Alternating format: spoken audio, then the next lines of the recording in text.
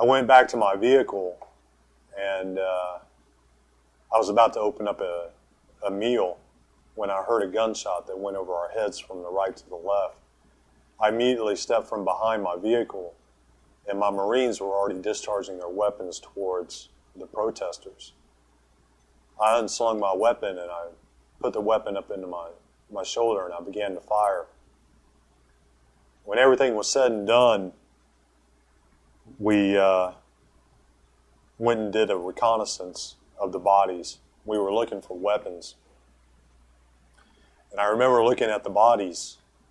They were wearing the traditional Jaliban, white Jaliban. And it was completely soaked with blood. And I remember I was looking at the bodies, and I'm looking for weapons, and I don't see any weapons. And then I look up, and about 50 meters away from the protesters was some RPGs that were lined up against the wall. And I thought to myself, they had the capability to fire at us if they wanted to, but they didn't. So that means that they were holding a protest, a peaceful protest. And then all of a sudden in your mind, you realize that you just murdered some people. 20 minutes later, a car sped into our checkpoint area, and we discharged our weapons, and come to find out that it was innocent life again. And then another one happened. And then another one happened. By the last one, I had an occupant of the vehicle asking me, "Why did you kill my brother? We didn't do anything. We're not terrorists." I was so devastated.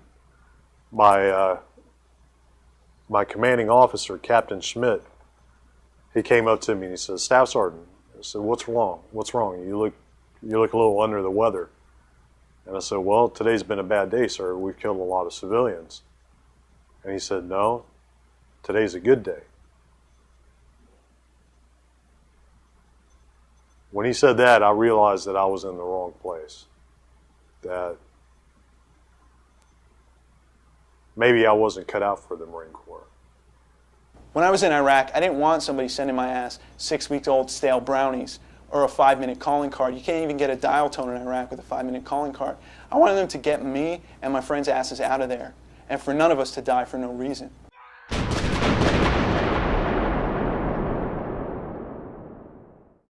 You know, I've never wanted to hurt a person in my life, you know, like if something happens, something happens. But most I've ever done was get into fights or anything like that. I've been to Iraq. I'm not even infantry, you know. I'm trained on my weapon, but I'm not trained to, you know, go out and just shoot somebody, you know. And we had 2 occasions where we got fired upon, and me and the 3 other people that were on the bridge had to fire at this person, and we have killed 2 people, you know. I'm a mechanic, you know. I'm not supposed to be going out there killing people. I killed 2 people, and I don't like it. I was like, I'm not trying to do that anymore.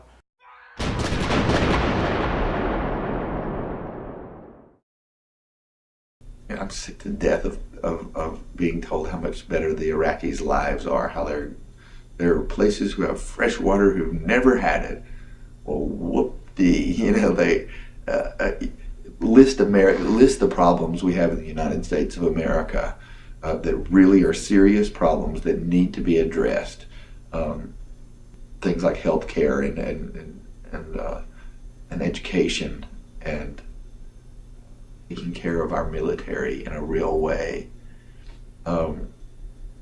What if somebody came to us and said, "We're going to fix all of these," I mean, which is not the promise we've made to the Iraqis. We're going to get you something, you know, life's going to be better. But if somebody straight up and said, "We're going to fix all of these," I mean, irreversibly, and really fix them. The only thing is, we're going to kill tens of thousands of you. We're not going to tell you who it is. Would you sign on to it? It might be your mom. I mean, okay, fresh water is great now, especially if you've never had it. Is it worth your mother's life?